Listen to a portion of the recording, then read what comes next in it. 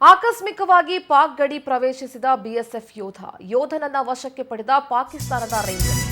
ನೋಡಿ, ಅಕಸ್ಮಾತ್ ಆಗಿ ಪಾಕ್ ಗಡಿಯನ್ನ ಬಿಎಸ್ಎಫ್ ಯೋಧರೊಬ್ಬರು ಪ್ರವೇಶಿಸಿಬಿಡ್ತಾರೆ. ಇಮಿಡಿಯೇಟ್ ಆಗಿ ಪಾಕಿಸ್ತಾನದ ರೇಂಜರ್ಸ್ ಯೋಧನನ್ನ ವಶಕ್ಕೆ ಪಡ್ಕೊಳ್ತಾರೆ. ಇರೋದೇ ಹಾಗೆ, ಅಪ್ಪಿ ತಪ್ಪಿಯೂ ಕೂಡ ಆ ಬಾರ್ಡರ್ ಅನ್ನ ಕ್ರಾಸ್ ಮಾಡೋ ಹಾಗಿಲ್ಲ. ಭಾರತೀಯ ಸೇನೆ ಪಾಕ್ ರೇಂಜರ್ಸ್ ಅಧಿಕಾರಿಗಳು ಸಭೆಯನ್ನು ನಡೆಸ್ತಾ ಇದ್ದಾರೆ. ಉನ್ನತ ಅಧಿಕಾರಿಗಳ ತುರ್ತು ಸಭೆ, ಮಹತ್ವದ ಚರ್ಚೆ ನಡೀತಾ ಇದೆ. 182ನೇ ಬಿಎಸ್ಎಫ್ ಬಟಾಲಿಯನ್ನ ಕಾನ್ಸ್ಟೇಬಲ್ ಪಿಕೆ ಸಿಂಗ್ ಅವರನ್ನ ಈಗ ಪಾಕಿಸ್ತಾನದ ರೇಂಜರ್ಸ್ ವಶಕ್ಕೆ ಪಡ್ಕೊಂಡಿದ್ದಾರೆ.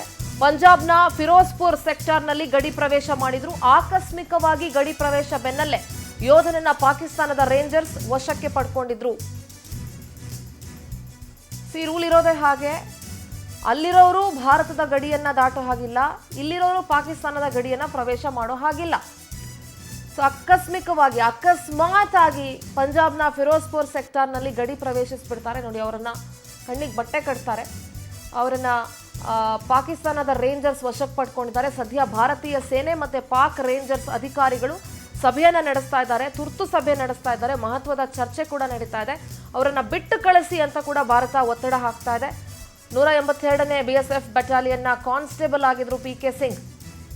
ಪಾಕ್ ಗಡಿಯನ್ನ ಪ್ರವೇಶಿಸಿದ್ರಿಂದ ಸದ್ಯ ಅವರನ್ನ ಪಾಕ್ನ ರೇಂಜರ್ಸ್ ವಶಕ್ಕೆ ಪಡ್ಕೊಂಡಿದ್ದಾರೆ. ನೋಡಿ, ಉನ್ನತ ಅಧಿಕಾರಿಗಳ ಮಟ್ಟದಲ್ಲಿ ಈಗ ತುರ್ತು ಸಭೆ, ಎಮರ್ಜೆನ್ಸಿ ಸಭೆ ನಡೀತಾ ಇದೆ. ಅಂಡ್ ಈಗ ತಾನೇ ದಾಳಿ ಆಗಿದೆ. ಅಂದ್ರೆ ಪಹಲ್ಗಾಮಲ್ಲಿ ಉಗ್ರರ ದಾಳಿ ಆಯಿತು. ಭಾರತ ಕೂಡ ಅದಕ್ಕೆ ಒಂದಷ್ಟು ಪ್ರತಿಕಾರವನ್ನು ತೀರಿಸಿಕೊಂಡು ಒಂದಷ್ಟು ಸ್ಟ್ರಿಕ್ಟ್ ಆಕ್ಷನ್ ಅನ್ನ ತೆಗೆದುಕೊಳ್ತು. ಸಿಂಧೂ ನದಿ ಒಪ್ಪಂದವನ್ನು ಕ್ಯಾನ್ಸಲ್ ಮಾಡಿರೋದಿರ್ಬೋದು, ಅಥವಾ ಸಾರ್ಕ್ ವೀಸಾಗಳು ಕ್ಯಾನ್ಸಲ್ ಇರ್ಬೋದು, ಅಥವಾ ಪಾಕಿಸ್ತಾನಿ ಪ್ರಜೆಗಳು ಭಾರತ ಬಿಟ್ಟು ಹೋಗಬೇಕು ಅನ್ನುವಂಥದ್ದು ಇರ್ಬೋದು. ಈಗ ಸ್ವಲ್ಪ ಆ ಬಿಸಿ ಇರೋದ್ರಿಂದ ಇದು ಬಹಳ ಮಹತ್ವವನ್ನು ಪಡ್ಕೊಂಡಿದೆ. ಉನ್ನತ ಅಧಿಕಾರಿಗಳು ತುರ್ತು ಸಭೆಯನ್ನು ನಡೆಸ್ತಾ ಇದ್ದಾರೆ. ಮಹತ್ವದ ಚರ್ಚೆ ಆಗ್ತಾ ಇದೆ. ಭಾರತೀಯ ಸೇನೆ ಪಾಕ್ ರೇಂಜರ್ಸ್ ಅಧಿಕಾರಿಗಳು ಸಭೆಯನ್ನು ನಡೆಸ್ತಾ ಇದ್ದಾರೆ.